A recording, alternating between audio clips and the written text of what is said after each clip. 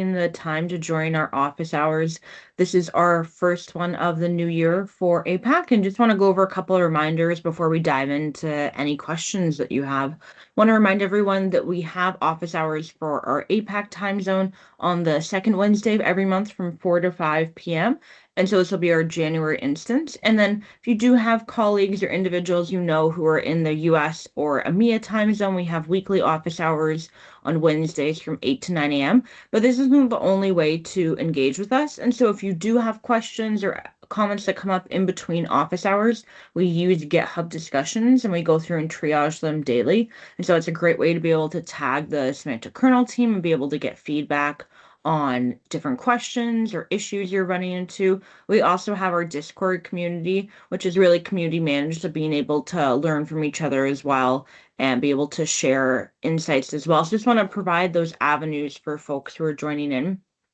We do have some docs updates. I'm going to put some links in chat for you as well. We're going through and doing some updates for Python that you'll be seeing as well, and we'll have some new updates next week as well. But if you haven't had a chance, just know that our docs are going through a lot of updates and are always changing. So we would love feedback. I know in the past we've gotten some great feedback from this community in the APAC time zone around docs and updates needed. And so keep that feedback coming. I want to highlight a couple of updates from releases. If you haven't had a chance to see this after the holiday break, there's a new release package for .NET 1.33.0. And so some of the changes that I'll just highlight is the Amazon connector, the inner content metadata support is a part of this update. You can now add factory for customizing OpenAPI plugin responses and other things as well. So if you haven't had a chance to go through and check out this new release, we recommend you take a couple of minutes to do that. And then also Python, we have a new update as well. We have Evan on as well. Evan, anything in particular that you want to highlight with this new Python package release? Yeah, I mean, the Open AI, so not Open API, but the Open AI plugin, which was deprecated by OpenAI quite a while ago. We finally removed that in the Python package. Just some other fixes for the Open API plugin for there was a forward reference bug in the execution settings that we fixed there.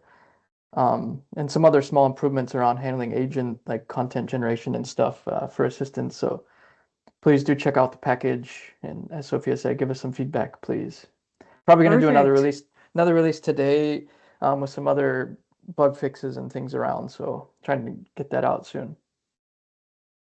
Perfect. Yeah, definitely take a chance to go and download this and let us know your thoughts as you go through. A couple of other updates for me. There's a number of blog posts that we shared out before our holiday break. We'll be having some updates later this week of additional blog posts, but a couple that I want to highlight. There's our Onyx Gen AI connector for Python, which is an experimental, and so there's some updates around work that's going on there. We have a series that's for individuals in Korea. And so there's a YouTube channel with about 4 episodes in Korean. And so we dive into what each of the episodes are covering here. We're on our 4th episode. And so if you do have colleagues you know who would appreciate content in Korean, we've seen a lot of interest over time. I wanted to be able to bring that up. And then the last one is around Semantic Kernel Power Toys around this holiday season. Arfat, thanks for the highlight as well, that this was a much appreciated blog for me. That's great to hear. And so this is another one that if you haven't had a chance to review over the holiday time, we just recommend you take a minute to do that. And then I do want to let everyone know that we're doing our community survey, and so I'm putting the link in chat. We'll have this running for about 2 more weeks. If you've already given us feedback, we really appreciate, but if you haven't had a chance, we'd love to be able to capture your feedback of what's working, what are topics you like to see, other changes with community, as this really is for you. And so if you could take a minute or two to fill this out, we'd really appreciate it. And with that, I'm going to go ahead and open it up for any questions or discussions folks have. And since we have a smaller audience, if folks are okay coming off of mute, would love that. If you put things in chat, I can read them out as well, but would love to hear about questions you have or things you've been working on with Semantic Kernel.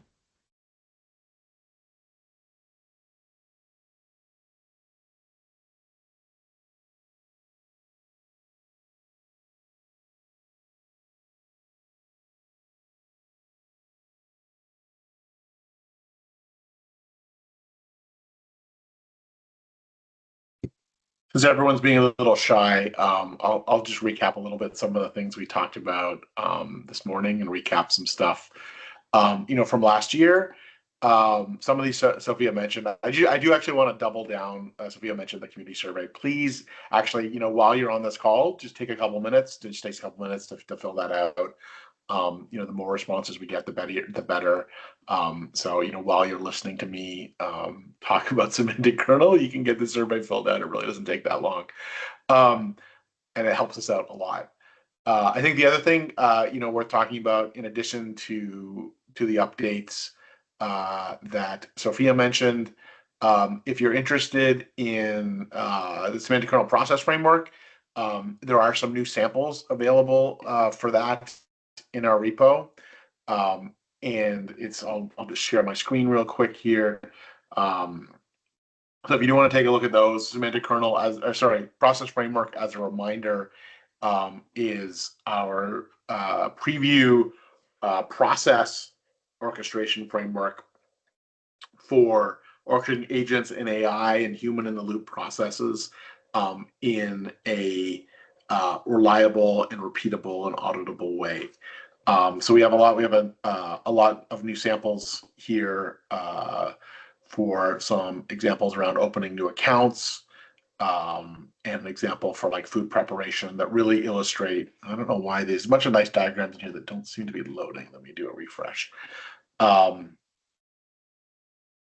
There we go, showing some of these processes and how you can model them in our process framework. So definitely worth checking that out if you're interested in process framework. I just want to kind of go into the Python side of that too, because I'm not sure if folks are doing Python.NET here, but Python, we're adding more samples. We're working on getting the state management and Python processes to be at parity with .NET. We have to add the map step in Python as well, which will be coming. And there's an agent framework process example in .NET that is coming soon to Python. So we have some little bit of work to do there in Python to get to parity, but it's in progress. Just wanted to call that out. Thanks, both of you. Has anyone tried? I know we have just a smaller audience. Would love to hear. Has anyone tried the process framework yet, or are planning to try it out as well? Yeah, I think I'm definitely planning to try it out. So I started using agent framework last month, or I think a month before, and then I came across a couple of issues, then raised one of the discussion points on GitHub, and I got a very detailed response by Chris, which I'm really thankful of. And he pointed me to that if I'm looking forward to like human in the loop examples or more sophisticated workflows, then process framework is the way to go. And since Sean has brought it up, so thanks, Sean. I just wanted to ask one question on this: is do we have any examples? Because I've not started looking at it yet, which is my top priority for January, to look into this and create some examples for our team. But just wanted to ask if there is any sample for the human in loop, because like when you were showing, I could not see it. So maybe there is.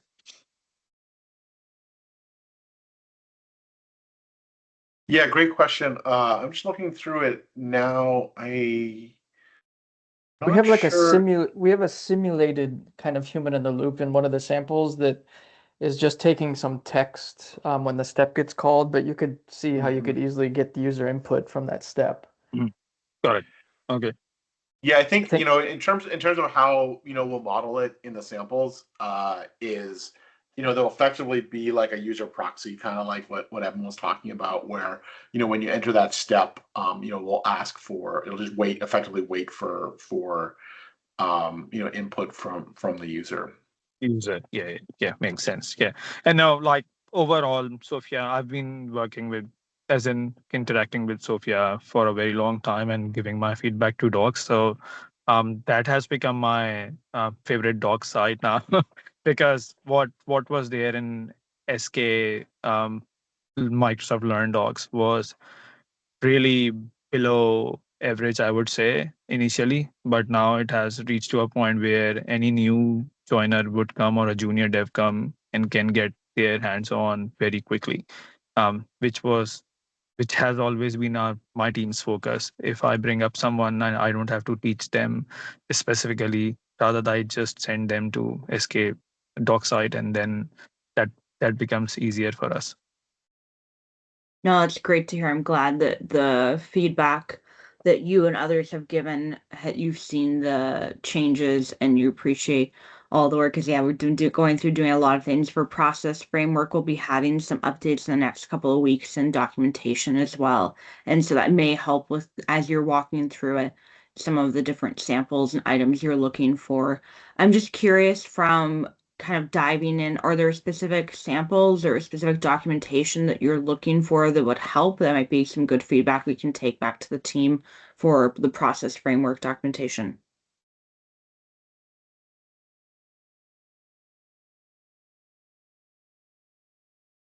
Not that I think of any specific, but I'll definitely let you know if I come Yeah, across. perfect. Yeah, feel free to follow up offline too if you think of something as you're diving in. It'd be nice to have.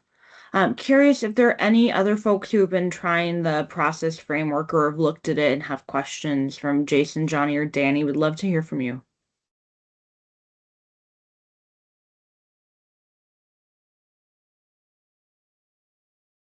Hey, Johnny, if you want to come off of mute, I see your hand. Oh, I tried it over the holiday break. Try to make it perform automated, but I think the examples that easily followed from just the official site. But one thing kind of like call me is that you must have error handling in any of the step, otherwise all of a sudden it crashes without trace. I think if that's intended, probably give people a warning if you have entire process, but you don't have any error handling kind of like a wired up, because that's the first thing call me. It's just is this in, sorry, Johnny, is this in Python or C#? Oh, it's a .NET. Oh, I'm a full .NET thing. I was trying it out based on some kind of like an early preview. Try to solve some of the problem previously very hard to solve with the agent chat group. That's the first thing I hit on. All in a sudden, because I didn't set some of the API key in the config. All in a sudden it crashes. I have no way to figure out what happened. Later I wonder on, if that may be the same bug Evan and I saw yesterday. That's fixed now. Oh, it's okay. I don't mind if you say, for instance, like in a debug mode, give you a big warning. Hey, you have some unobserved exception. You should be doing this. That's just my, from 2 hours experimenting. Yeah, I think it'd be really awesome. I think if you've written some code and it's not kind of behaving as you expect, if you start a discussion on our GitHub, we can drop a link in here. I'd kind of love to follow up on this and dig in on it to kind of see see what's going on. Whether it might be by design, it might not be, it might be expected, but certainly something I'd like to kind of see the code for. Yeah, I agree. We've done some work on error handling in processes, and I know it's even .NET is a little, more advanced in that error handling than Python. But if there are gaps, we definitely need to close those gaps and make it a better experience for the developer. Especially that getting started, like you mentioned, Johnny, like if getting set up and getting the keys set up, like if that's something where there aren't good diagnostics to get you on the right path, I'd love to make some changes there. It does offer help though, but it's just like I quickly done something, expected to work, but forgot a key. If you wire up all the proper debug tool, you can figure it out. But I just executed from my console, all of a sudden everything just disappeared, ended. I mean, quite honestly, I think that's a perfectly valid way to start. So, I'd love to see kind of what you did, and let's look at it. Perfect. Johnny, I put the link in chat. Would love to get your code and be able to dive into it further. Thanks for the feedback. And just continue to let us know as you're going through what your experience is. If it's different than expected, would love to be able to follow up with that as well. RFI, see your hand up. Would love to hear from you.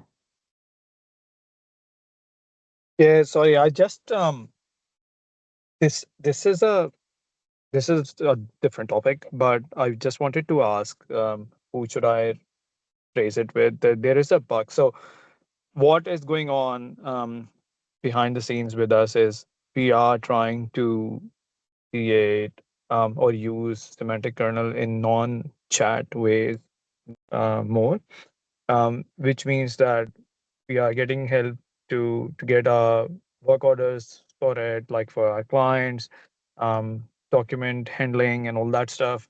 One of them was around the vision capability. So we are taking the pictures and getting the list of that equipment or the measurement of that equipment or the class of that equipment and all that. So all of those common scenarios of vision, right? But we are trying to do it using mobile phones. Now, the problem over here is it was working in previous releases. Um, Maybe I don't remember the exact version of semantic kernel, but now it has started breaking up. And that gives us on, and this is the mobile app is on .NET MAUI, and and the phones are Android. So all of them are now giving an exception of API socket, something to do with socket exception. When I saw that there was a bug raised already of about this on semantic kernel, it got stalled and then I think it got closed. Not sure if that's just a escape bug or who should we reach out to. So just wanted to ask if you guys are aware, Sean and team. If you're not, Yeah, then really Do you great have the bug question. I'm number, curious. Arfad? Oh, go for it, The Sean. one that went stale? sorry, Sean. Do you have the bug number, the issue number of Yeah, the yeah, one yeah. that went I'll stale? yeah, absolutely. I'll Oh. just send it in the chat. Yeah, yeah. It may not be, maybe weren't able to reproduce it, after look at the bug, but if you're still seeing it, like, let's get it reopened. Oh yeah, yeah. I can like reproduce it in next hour. Perfect. Yeah, let's look at it. Yeah. All right. And I will also send it in the chat just shortly.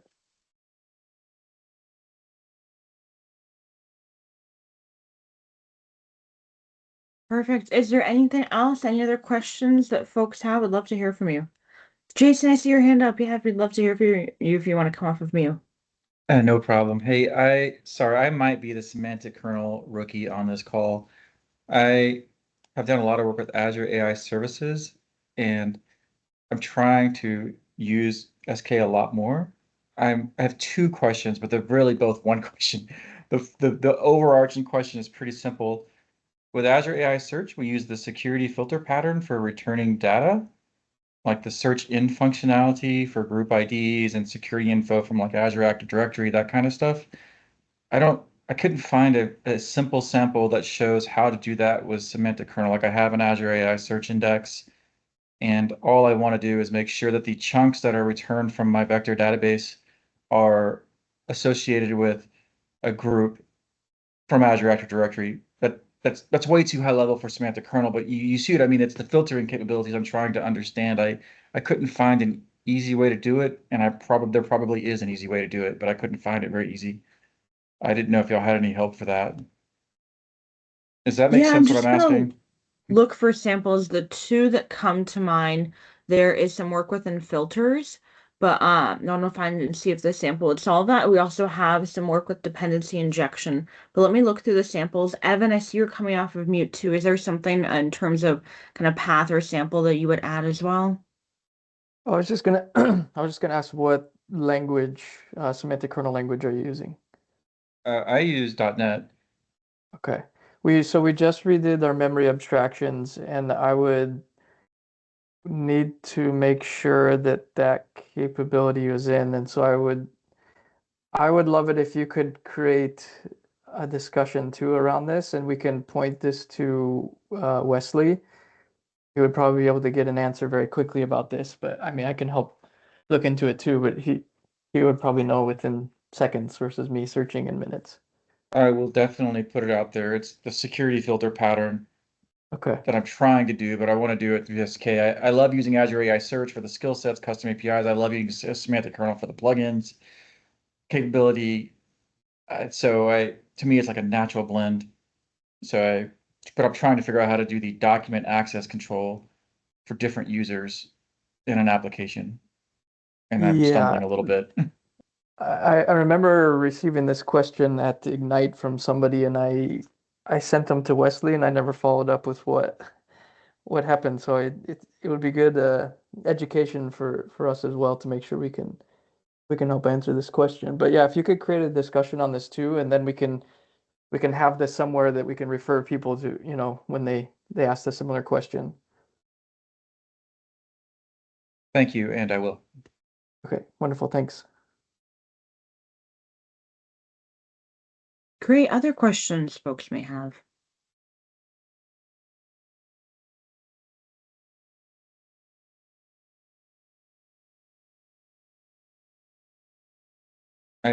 Since nobody else is talking, I will ask one more.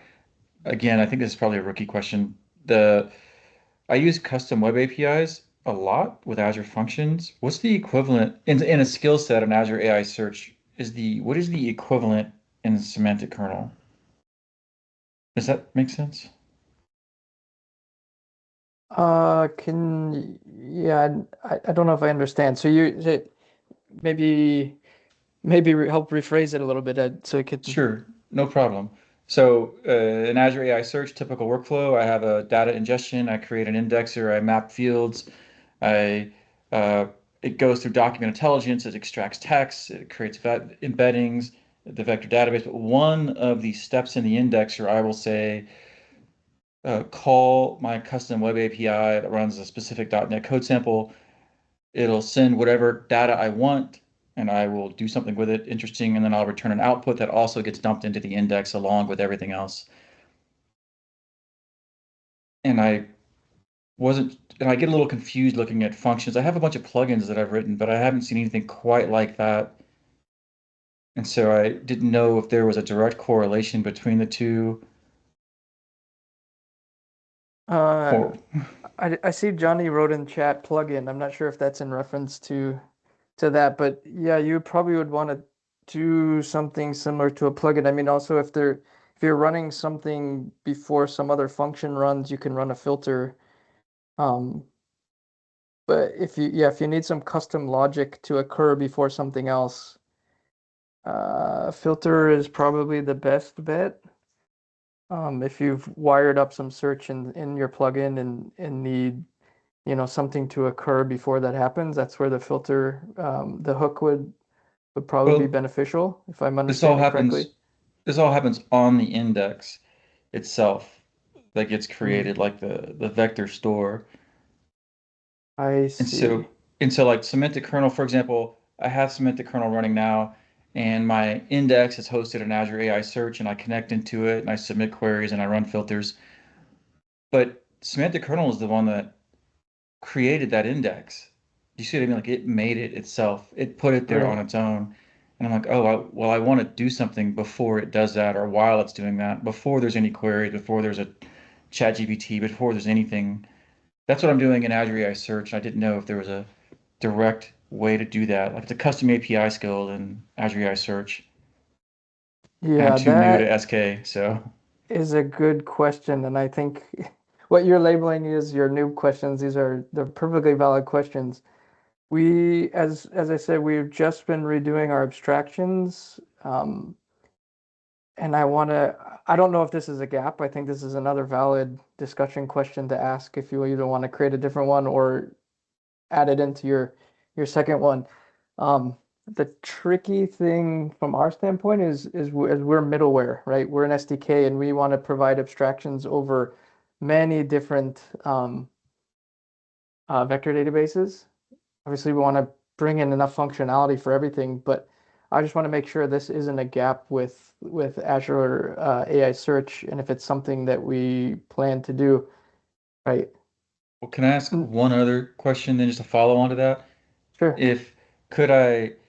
Would it be would it be a good idea to just use Azure AI Search for what it does really well? Like the skill sets are exemplary. I love working inside the skill set environment when I'm building my index, shaping my data hygiene, and then I love using Semantic Kernel for the plugin capabilities and wiring it all together. And Azure AI Search just becomes one more node, and that Semantic Kernel interacts with. But I don't. Is that a good architecture? And if I did something like that, is the only thing I need to do is just implement the vector search connector for Azure AI services, and that would do it? I mean, ideally we want everybody to be able to access the functionality within our SDK, right? But as we Mhm. are trying to provide abstractions over not just Azure AI Search, but Quadrant and Redis and all these things, if there's functionality that kind of at that abstraction level doesn't apply to others, we have to think more closely about how do we model this and allow people to do this in Azure AI Search, but not cause it to break when somebody just comes and switches the vector store. Right. That's the tricky part about playing this. I guess the code that we do at this level is trying to make it work with everything, but as everything is different, it can become tricky. Perfectly valid question you have, and off the top of my head, I just don't know if it's planned or if it's a gap that we have or things like that. So I would love, again, as Wesley and Edward were the two driving the abstractions, I would love to get their input about that and make sure I can give you a more pointed answer than me just waving my hands. It's interesting that you say that because what you said, all the abstractions and trying to make it work with a lot of different people, is exactly why I love working also with semantic kernels, because it's actually a forest out there with a gazillion different ways to do 500 million different things. And so I really appreciate trying to bring it together. Anyway, thank you very much. Yeah, And I that's will that. open discussions.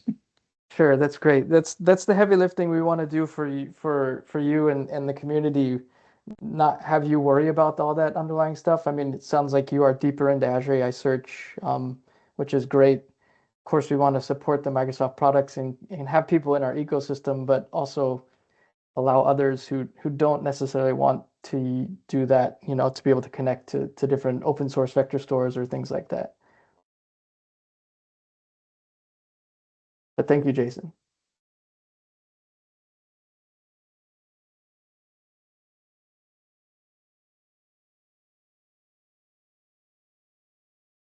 Perfect. My Teams is frozen, but I'm still seeing content. I may have to drop and rejoin, but I saw that there was a good comment in chat from Sean around the issue that Arafat had raised. Was there anything for the recording that, Sean, you wanted to add just for kind of closing out that issue?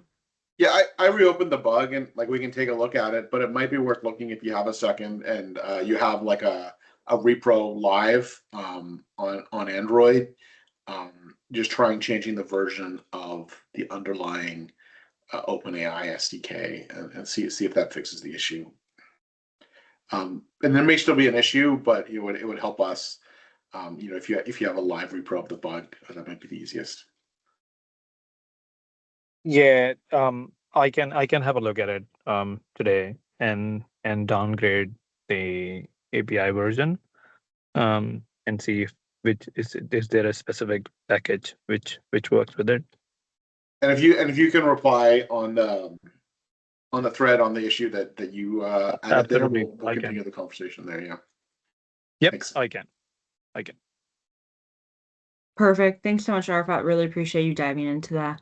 Johnny, I see you have your hand up. If you want to come off of mute, I'd love to hear from you. Oh, it's just a quick question. For the agent, the .NET side of agent core package, is there any just a rough guess when it would be kind of like a releasable state? Because last year around the same time, I did something for a customer where I want to go live, wanted to go live with the agent, but it wasn't kind of like a official release. Then we fall kind of like a fallback to prompt only. I don't know whether there's kind of like a reasonable plan when the actual agent core part would be released, other than at the moment it's alpha or something. Yeah, really great question, Johnny. We're going through our roadmap right now, and really our two focus areas are around agent and process framework. I'll let Sean dive into it further, but this is something that we are really focused on moving forward to get out to, like you're saying, that kind of GA quote unquote state. Sean, anything to add from your end as well?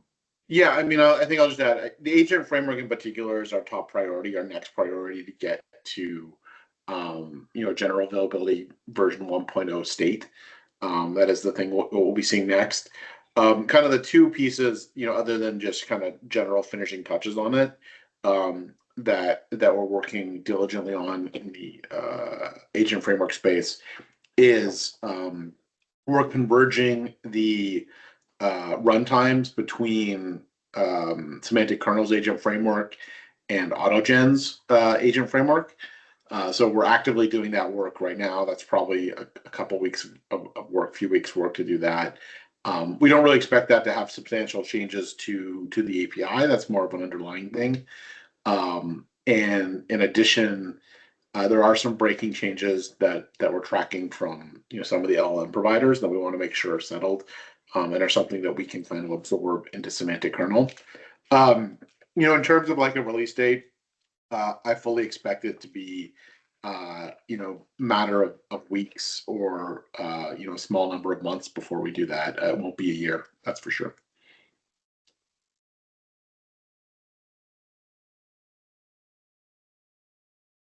Perfect. I saw your reaction, Johnny. Thanks for the question. Any other follow-up questions you have or questions from other folks as well? We'd love to hear from you.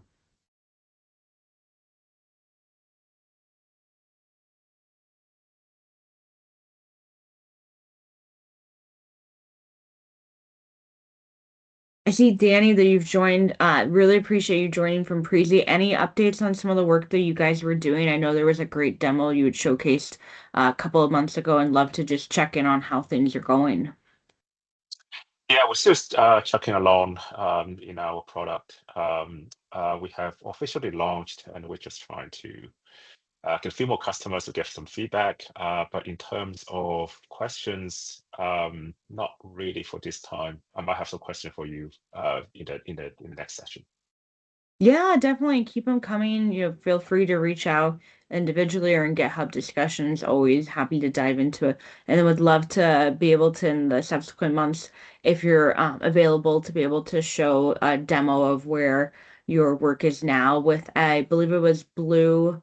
Remind me of the name of the company. I know it started with Blue. Yeah, it's a Blue Bungalow. Blue Bungalow. Yeah, I would love Yeah, to be able yeah, to learn more and see how that's working with the demo and being able to have AI help with the sizing, other things within the clothing orders. yeah, we do. Yeah, we also have a few other clients in the pipe. And one of them is pretty exciting. I can't really reveal that yet, but hopefully that will come along very soon. Perfect. Well, love to be able to hear more. And when you're able to share out or be able to come to office hours, we'd love to be able to feature that as well. So just thank you for joining and look forward to seeing what else you're working on in the future. All right, thank you very much.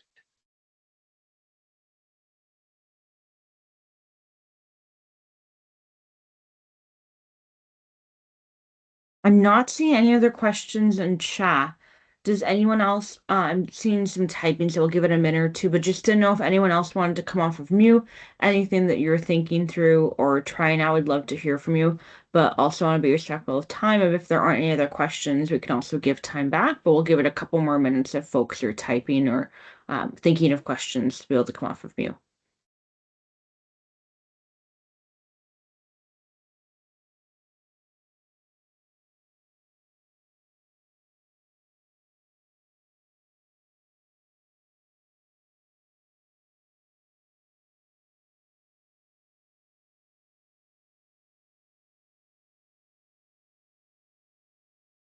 Great. Well, if there aren't any other questions, we'll go ahead and close office hours for this month. I want to thank everyone for joining in and wishing you all a happy new year, and we'll look forward to chatting with you again next month. I'll stay on if there are any further questions. Oh, Johnny, I see your hand up. Did you have a question that you wanted to ask?